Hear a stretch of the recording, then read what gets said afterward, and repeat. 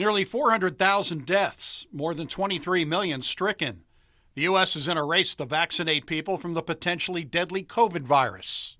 For millions of older Americans, this is not the first time in their lives they have had to fight a virus that has impacted an entire nation.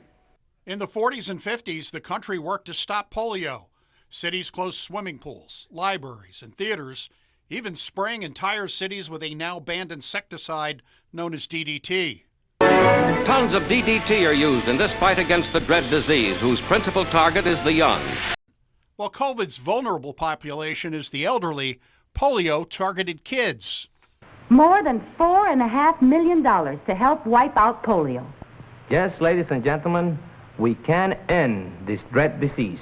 President Franklin Roosevelt contracted polio at age 39 and helped lead the effort to raise research money through the National Foundation for Infantile Paralysis, later known as the March of Dimes, with kids and adults mailing dimes directly to the White House. And that's what every good American should do. Join the March of Dimes.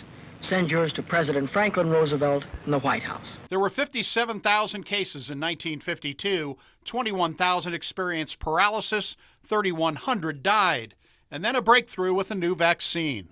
They first tested it in children in 1952 in the summertime. These were kids who had already had polio. Dr. Jonas Salk and his team came up with the new vaccine and began testing it on children. His son, Dr. Peter Salk, talked with me about his father's accomplishment, with extended trials in 1953 and an even bigger test taking place with kids a year later.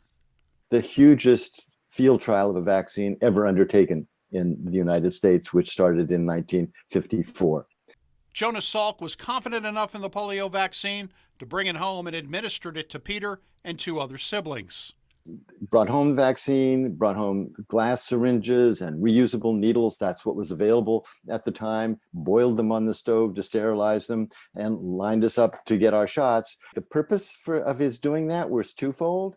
One, to demonstrate his own confidence in the preparation.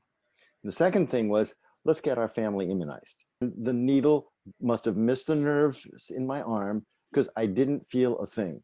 And that fact emblazoned the memory in my mind. It was announced in the mid-50s that the Salk vaccine was effective. President Eisenhower had tears in his eyes when he met with Salk. In the early 60s, Dr. Albert Sabin developed the oral vaccine.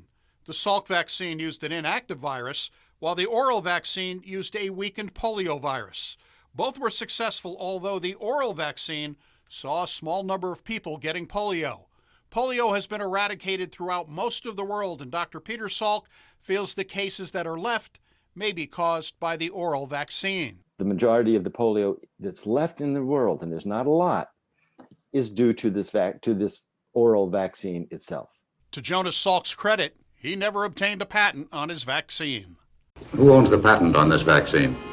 There is no patent. Could you patent the sun? He had absolutely no interest in a patent on the vaccine. This was not what he was about. Jonas Salk took 7 years to come up with the polio vaccine. The COVID vaccine was developed in less than 1 year. Dr. Salk says he initially had some concerns. When the Operation Warp Speed first came along, I was nervous because I was concerned that there might be some corners cut. These are remarkable. The degree of efficacy of these vaccines at around 95%, this is extraordinary. This is really good. Dr. Salk tells me he feels comfortable about taking the COVID vaccine. For the I-Team Indicator, I would look forward to taking it. Doug Wolfe, WAND News.